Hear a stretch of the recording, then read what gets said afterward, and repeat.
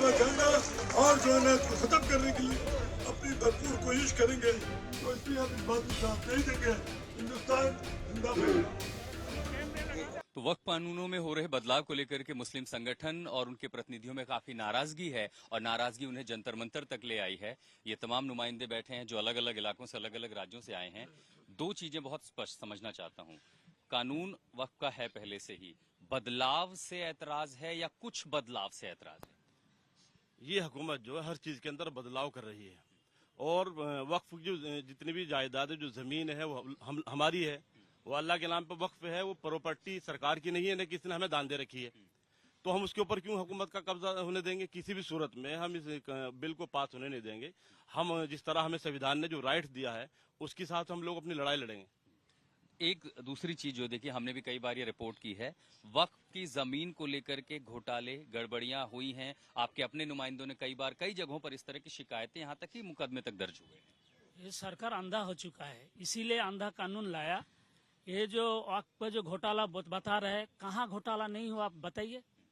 वहाँ क्यों नहीं सीबीआई जा रहा है? घोटाला हुआ तो वक्फ में सीबीआई डालो, ईडी डालो, एनआईए डालो, गिरफ्तार करो, जेल में डालो, मगर ये पूरा वक्फ को खत्म कर देगा, हमारा मस्जिद मदरसा ताला लगा देगा। और हम इस बिल को अनकॉन्स्टिट्यूशनल मानते हैं। इससे वक्फ की कोई प्रॉपर्टी ना बचेगी, ना उसके इनकम में इजाफा होगा, ना एंक्रोचर्स को निकाल सकेंगे। ये सिर्फ और सिर्फ जो चीजें मुस्लिम धर्म की हैं उसको छीनना चाहते हैं। वक्फ बाय यूजर, हिंदू धर्म में by usage and custom allowed है। हिंदू धर्म, सिख धर्म के और ईसाई धर्म के बोर्ड्स में कोई उन्हीं के मजहब का आदमी समुदाय का मेंबर बन सकता है। यहां पर आप वो गैर मुस्लिम को बना रहे हैं।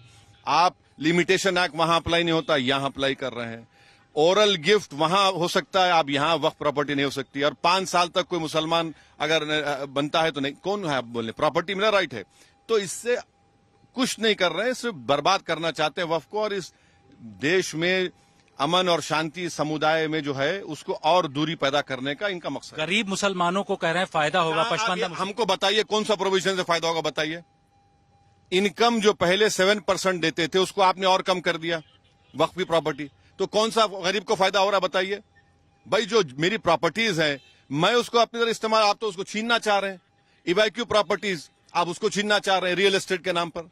भारत में संविधान की आजादी, संविधान पर हमला नहीं। आप हर काम सियासत और राजनीति और चुनाव के लिए करोगे तो कैसे होगा? आप इस देश में मंडल आंदोलन हुआ, गुज्जर आंदोलन हुआ, जाट आंदोलन हुआ, आरक्षण आंदोलन हुआ, कमंडल आंदोलन हुआ, आप उसको उठा करके देख लो।